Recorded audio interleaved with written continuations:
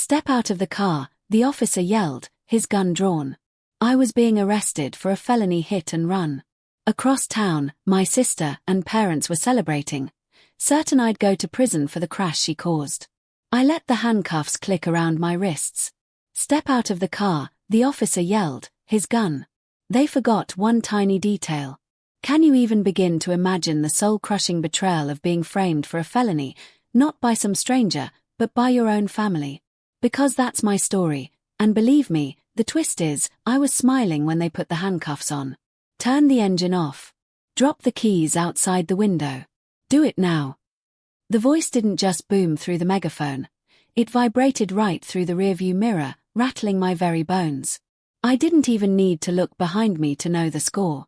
My car's interior was completely drowned in a blinding, strobing mix of crimson and sapphire. It washed out the dashboard, casting long, jagged shadows across the leather steering wheel. "Show me your hands. Keep them where I can see them." Slowly, I lifted my palms, pressing them flat against the cold glass of the windshield. My pulse was steady. There was no frantic, suffocating spike of adrenaline, no terror. Instead, a profound, almost clinical clarity washed over me. "With your left hand, open the door from the outside. Step out slowly." I rolled down the window. The freezing night air hit my face, carrying the sharp, metallic scent of rain on hot asphalt and the heavy hum of 3 idling police cruisers. I pulled the exterior handle, pushing the heavy door open. The gravel crunched loudly under my boots as I stepped out onto the slick highway shoulder. Instantly, 3 high-intensity LED spotlights pinned me to the darkness. I squinted through the glare, making out the silhouettes of 3 officers, taking cover behind their open car doors, their service weapons drawn and leveled directly at my chest. Then, I saw it, the terrifying red dot of a laser sight, dancing erratically over the center of my coat. "Turn around. Interlace your fingers behind your head. Walk backward toward the sound of my voice." I followed the instructions with the frictionless precision of a ghost. I turned my back to the loaded guns, laced my fingers together, and took slow, measured steps backward. The lead officer didn't wait for me. He closed the distance, grabbed my interlaced fingers with a violent, authoritative grip, and slammed my chest hard against the wet, freezing trunk of my own car. Click! The heavy, ratcheting sound of Smith & Wesson steel handcuffs biting into my wrists sounded incredibly loud over the crackle of the police radios. "You're under arrest for a felony hit and run resulting in severe bodily injury," the officer growled into my ear, his breath hot against my neck as he aggressively patted down my coat pockets for a weapon. "You have the right to remain silent. Anything you say can and will be used against you in a court of law." As he recited the Miranda warning, this legal poetry of my destruction, I didn't close my eyes. I stared at the rain streaking across the taillights of my car, and I thought about Harper. My younger sister. Harper was the golden child. For 26 years, she had been a reckless, destructive force of nature. And for 26 years, my parents, Richard and Diane, had been her dedicated cleanup crew. When Harper failed out of college, they blamed the professors. When she totaled her first car, driving drunk at 19, my father hired the most ruthless defense attorney in the state to get the DUI expunged, paying the fees by quietly draining the college fund my grandparents had left for me. I was the independent one, the quiet one. The one who moved 3 states away, built an ironclad career as a senior data analyst for a private logistics firm, and permanently insulated myself from their toxic, enabling chaos. Until 3 days ago. My mother had orchestrated a family reconciliation dinner at a high-end restaurant downtown. She claimed they missed me, that Harper had finally matured and was getting her life together before her upcoming wedding to the heir of a local real estate empire. I should have known better. During dinner, Harper had hugged me tightly, crying theatrical tears onto my shoulder. She wasn't apologizing. She was pickpocketing my spare driver's license from the interior pocket of my trench coat. Tonight, at exactly 9:14 p.m., Harper had gotten behind the wheel of her fiancé's heavy SUV, completely intoxicated. She T-boned a civilian minivan at a 4-way intersection. She didn't stick around to check if the family inside the crushed metal was breathing. She fled on foot. But before she ran into the dark, She executed a masterpiece of familial betrayal. She tossed my stolen driver's license onto the driver's side floorboard. 10 minutes later, my mother called the precinct from an anonymous burner phone, reporting that she'd seen a woman matching my exact description driving erratically near the crash site. They weren't just covering up Harper's mistake this time. They were actively framing me. They were sacrificing my freedom, my spotless criminal record, my entire career, so that Harper's $1 million wedding wouldn't be ruined by a 10-year prison sentence.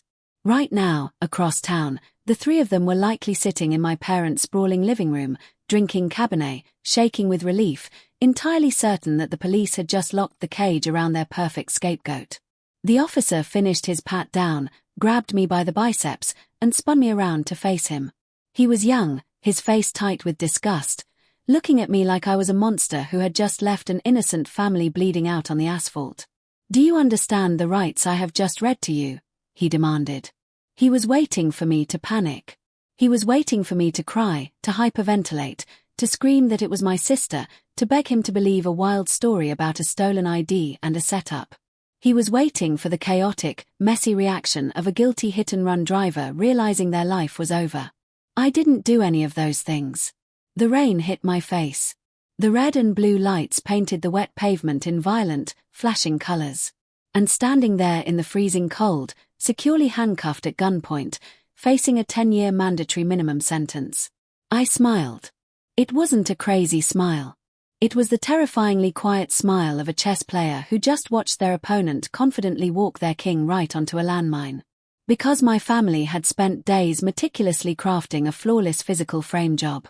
But they were deeply, incredibly ignorant about the exact nature of what a senior data analyst actually does for a living. The mold, hard plastic backseat of the police cruiser was specifically engineered for maximum physical discomfort. With my hands tightly cuffed behind my back, every pothole and sharp turn on the 20-minute ride to the precinct sent a rigid, bruising shockwave up my spine. I didn't shift.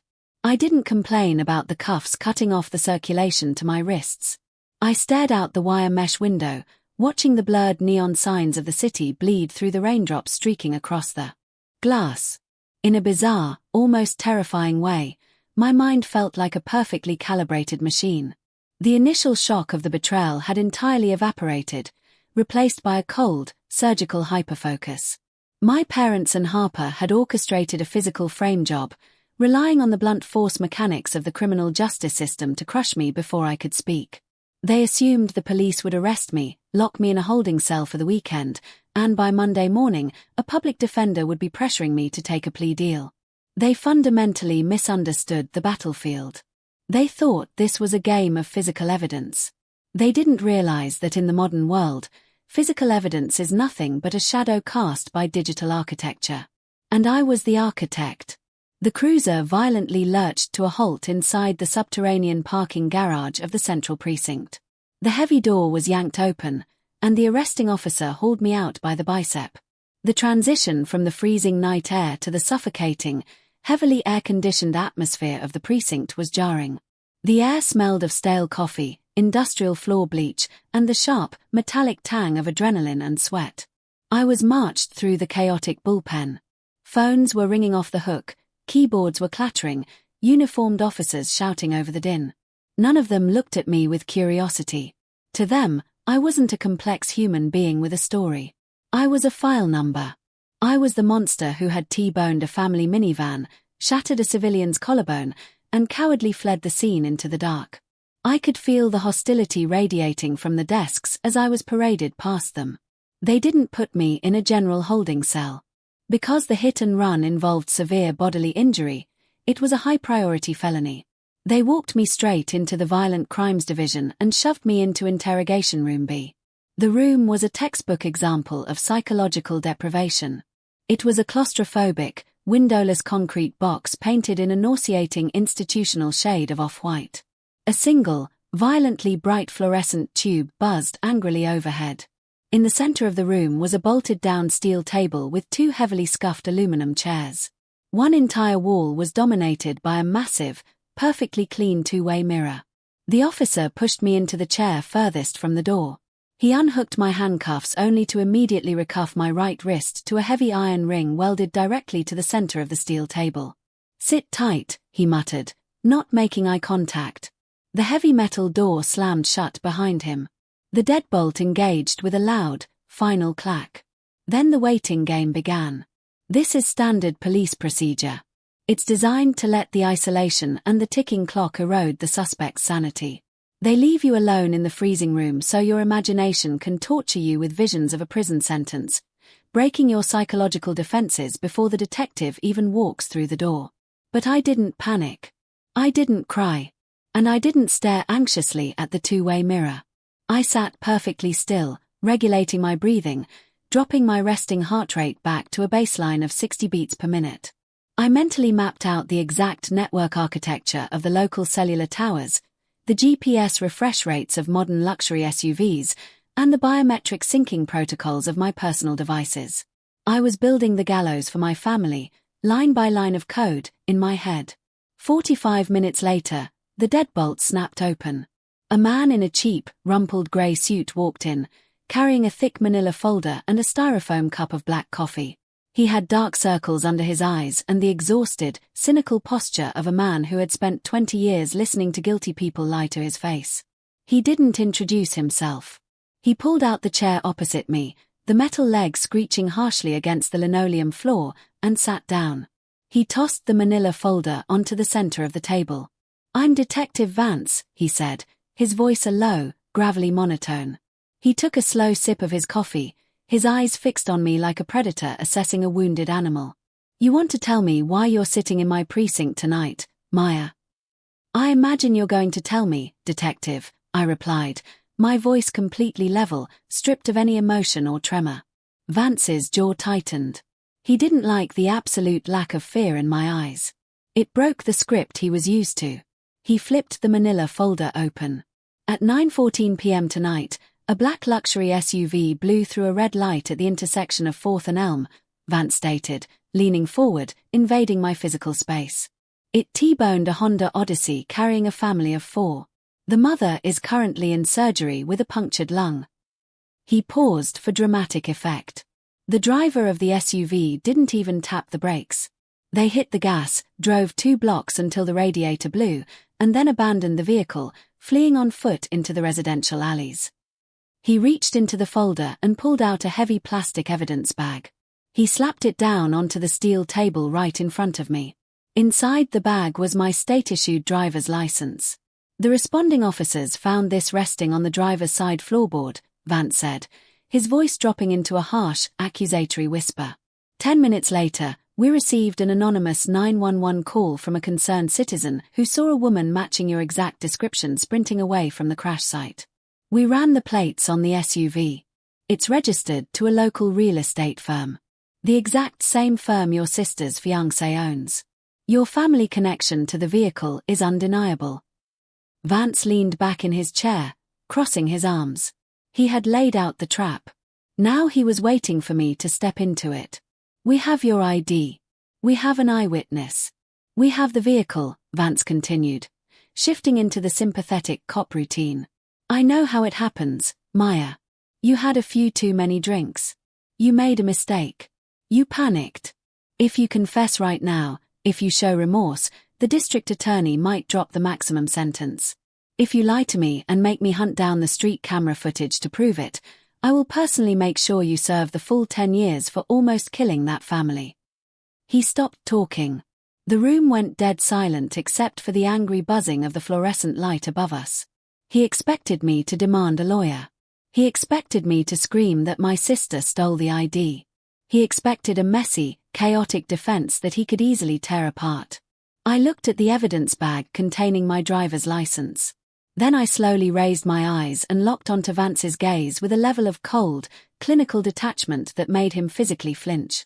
"That is a beautifully constructed narrative, Detective Vance," I said softly, the silence of the room amplifying every single syllable. "It's compelling. It's neat. But structurally, it is a catastrophic failure. You don't have a hit-and-run case sitting in front of you. You have a massive, coordinated conspiracy to commit perjury, frame an innocent civilian, and obstruct a federal investigation." Vance scoffed, shaking his head.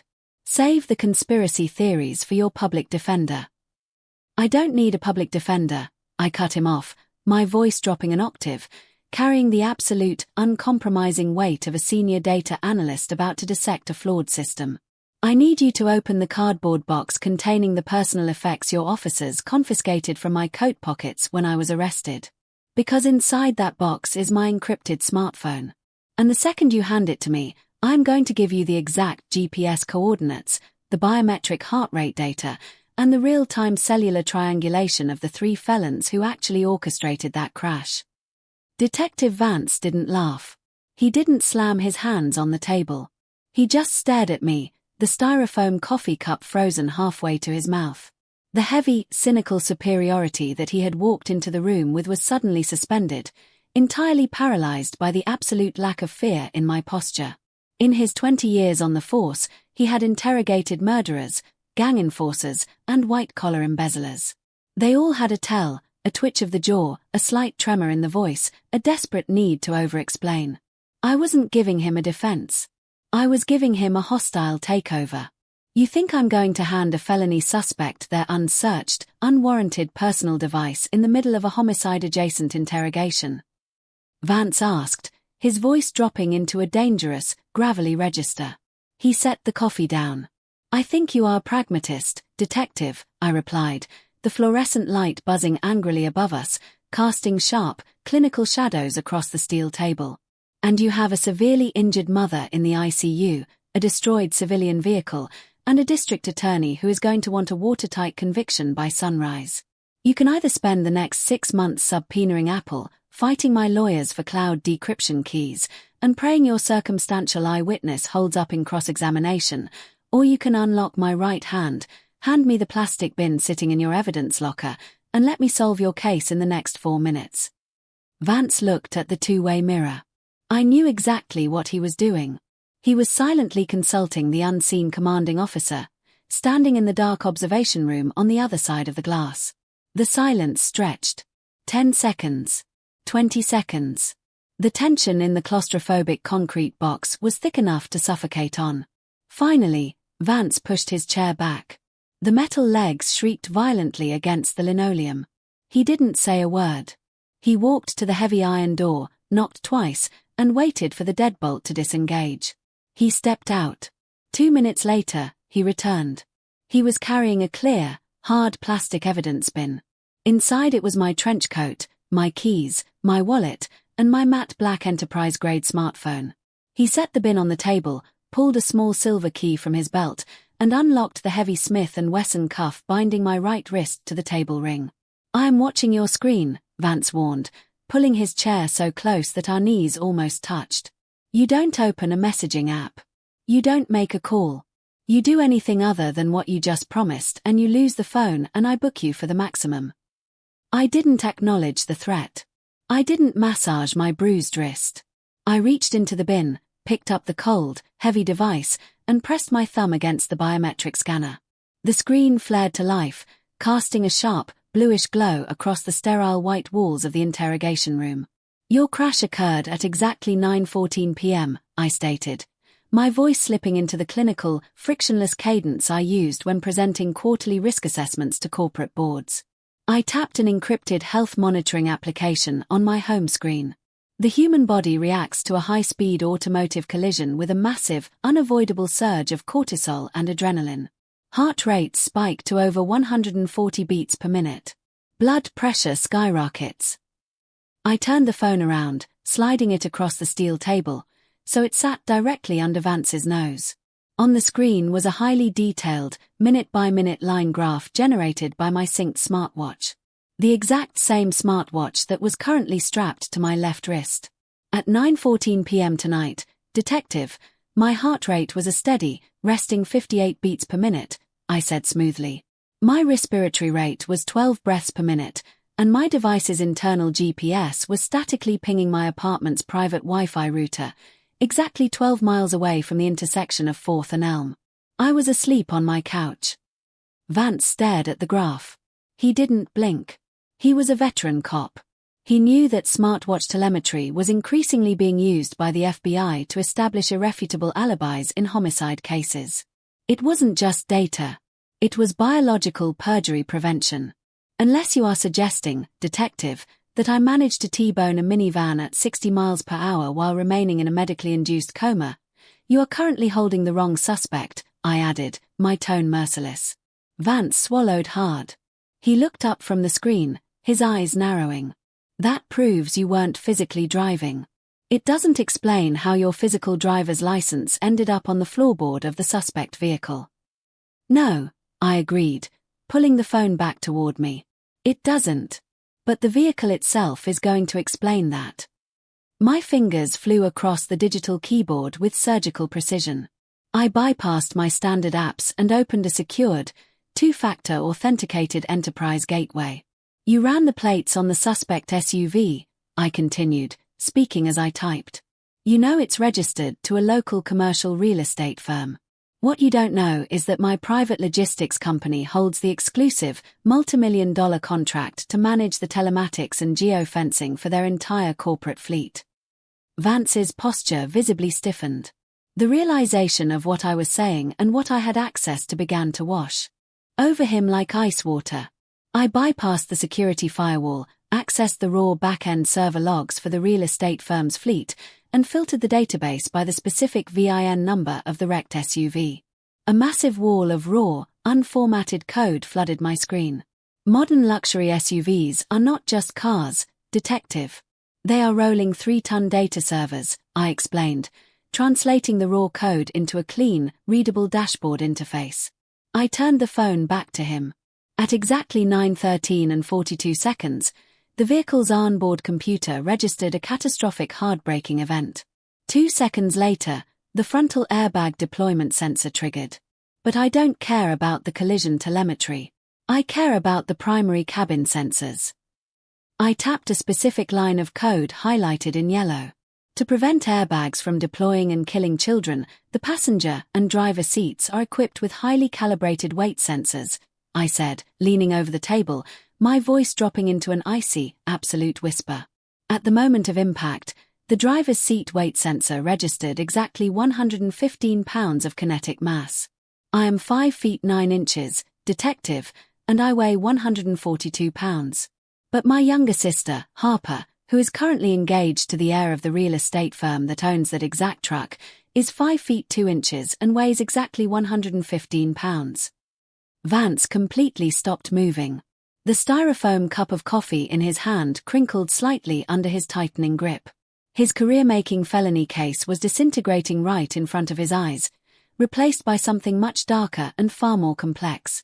She stole my ID 3 days ago at a family dinner, I said, delivering the final blow with ruthless precision. She drove drunk. She crushed that family. And she planted my license to save her upcoming wedding. But planting the ID wasn't enough to guarantee I'd take the fall. They needed to force your hand. They needed to make sure you arrested me before I could establish an alibi. I took the phone back one last time. You mentioned you received an anonymous 911 call from a concerned citizen 10 minutes after the crash, I said, my fingers flying across the screen, accessing a completely different set of data architectures. Let's find out exactly where that concerned citizen was sitting when they decided to ruin my life, shall we? Detective Vance didn't say a word. He didn't interrupt, and he didn't reach for his styrofoam cup of coffee. He simply stared at the illuminated screen of my smartphone, watching his entire neatly packaged hit-and-run investigation shatter into 1,000 irreconcilable pieces of data. In the span of 4 minutes, I had systematically dismantled the physical evidence. But dismantling the trap wasn't enough. I needed to incinerate the people who set it. Now, you said you received an anonymous tip 10 minutes after the collision, I stated, my voice completely devoid of the panic or desperation that usually echoed off the concrete walls of this room. I minimized the logistics server and opened a commercial telecom application. An eyewitness who claimed they saw a woman matching my exact physical description fleeing the wreckage on foot. I didn't wait for him to confirm. My thumbs moved across the digital keyboard, bypassing the standard consumer login screen and entering a 2-factor administrative portal for a major national cellular provider. For the last 5 years, my parents, Richard and Diane, have refused to pay their own cellular bills, I explained, delivering the biographical context with the same clinical detachment as the server logs. To avoid the constant arguments, I migrated their numbers onto my corporate enterprise plan. I am the primary account holder, the billing administrator, and the legal owner of the devices they carry. The interface loaded, displaying a highly detailed real-time dashboard of 4 active cellular numbers. I selected the line registered to my mother, Diane. Under the Patriot Act and standard telecommunications compliance, all enterprise accounts log exact timestamp data, duration, and the receiving numbers of outgoing calls directly to the master server, I said. I filtered the daily call log, isolating the data from 9 p.m. to 9:30 p.m. I turned the phone back toward Vance, pushing it precisely to the center of the steel table. Look at the third line down, detective, I instructed softly.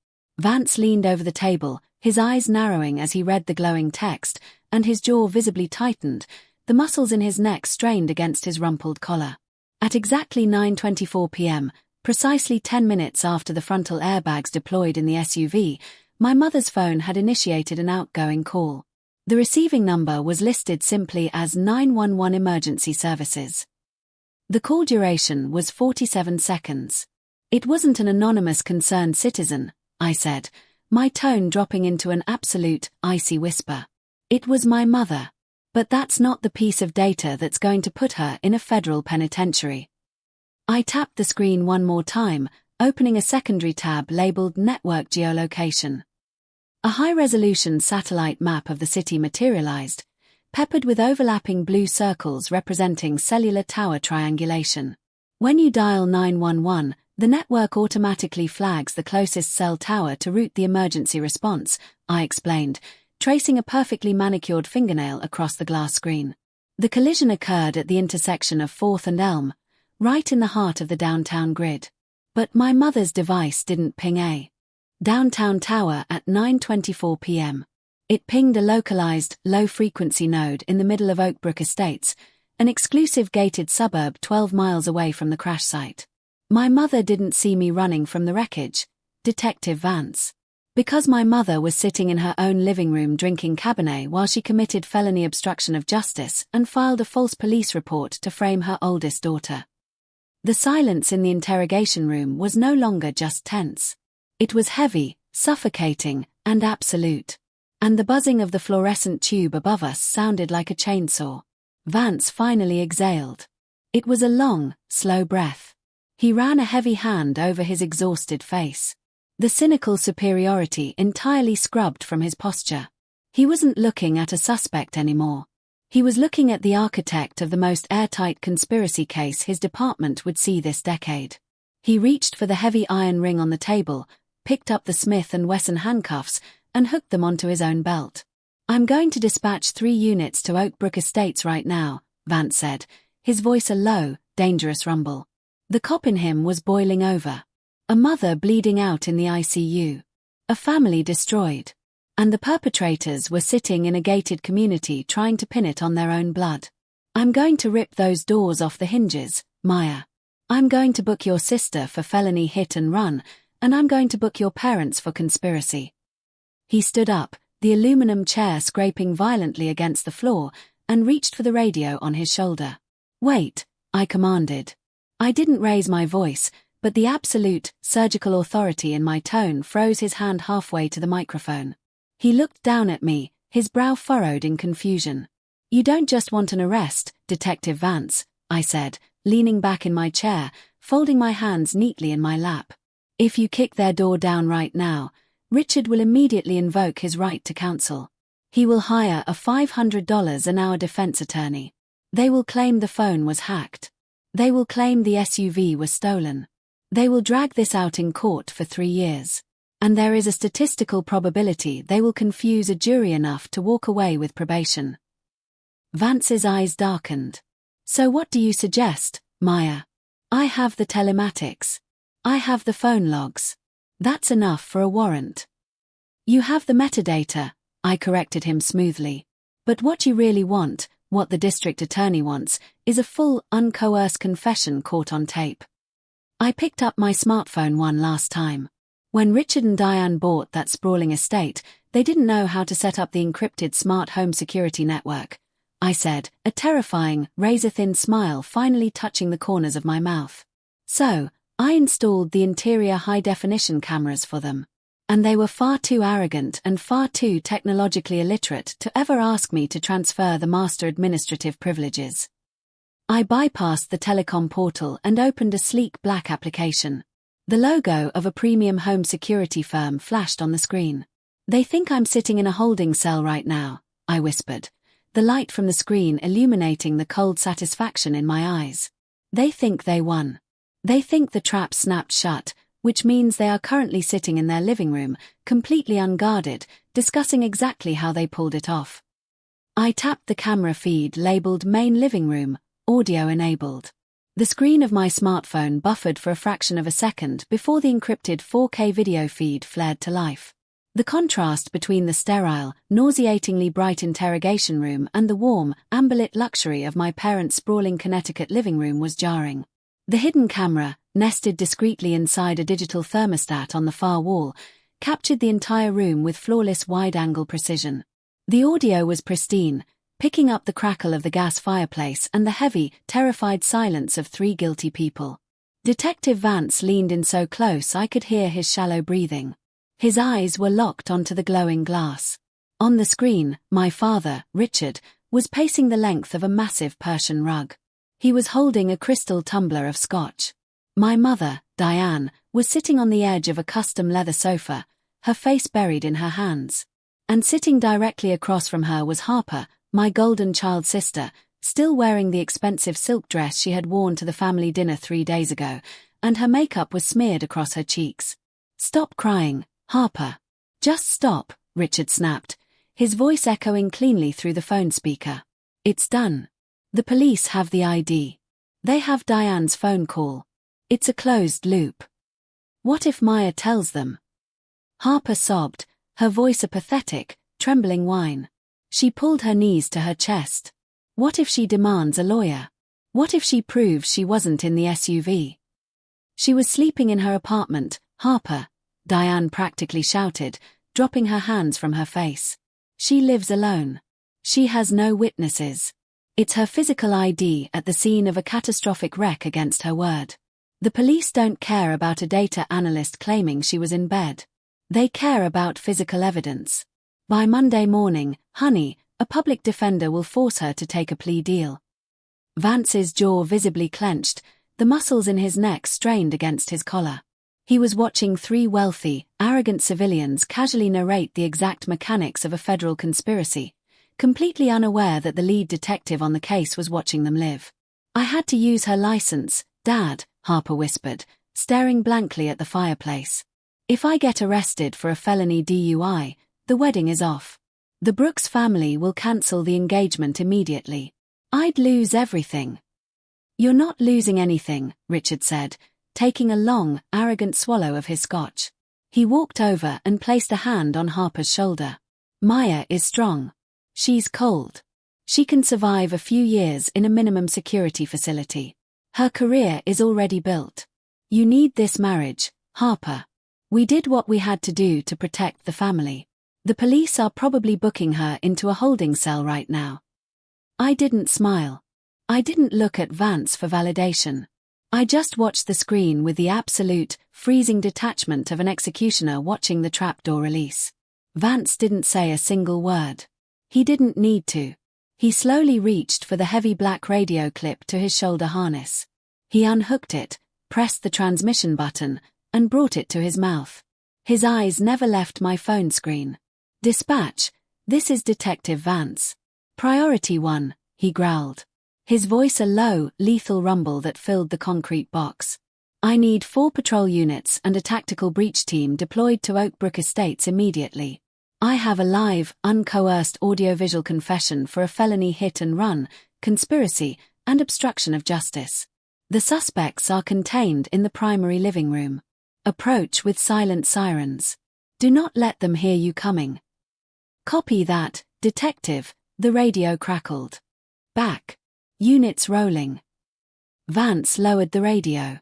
He looked at me, the cynical exhaustion completely gone from his face, replaced by a profound, almost terrifying level of respect. "Keep the feed running," Vance ordered softly. We sat in absolute silence for exactly 14 minutes.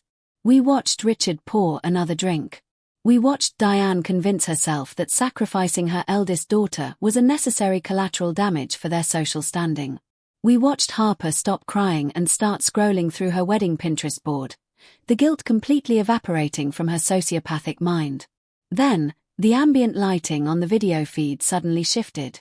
Through the massive floor-to-ceiling windows of their living room, violent, strobing flashes of red and blue light began to paint the walls.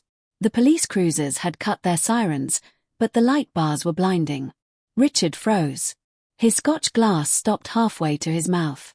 Diane stood up so fast she knocked over a side table. Harper dropped her phone onto the rug. "Richard," Diane whispered, her voice picked up flawlessly by the hidden microphone. "Richard, what is that?" "Nobody move," Richard commanded, his boardroom authority instantly shattering into pure, unadulterated panic. They didn't have time to move. They didn't have time to craft a lie, call a lawyer, or delete a single text message. The heavy custom mahogany front door of the estate didn't just open. It exploded inward with a deafening, splintering crash. "Police! Search warrant! Show me your hands!" 6 heavily armed officers flooded into the living room feed, their tactical flashlights cutting through the amber glow. Harper let out a blood-curdling, hysterical scream as an officer grabbed her by the arm and slammed her face first into the custom leather sofa, ratcheting heavy steel cuffs around her wrists.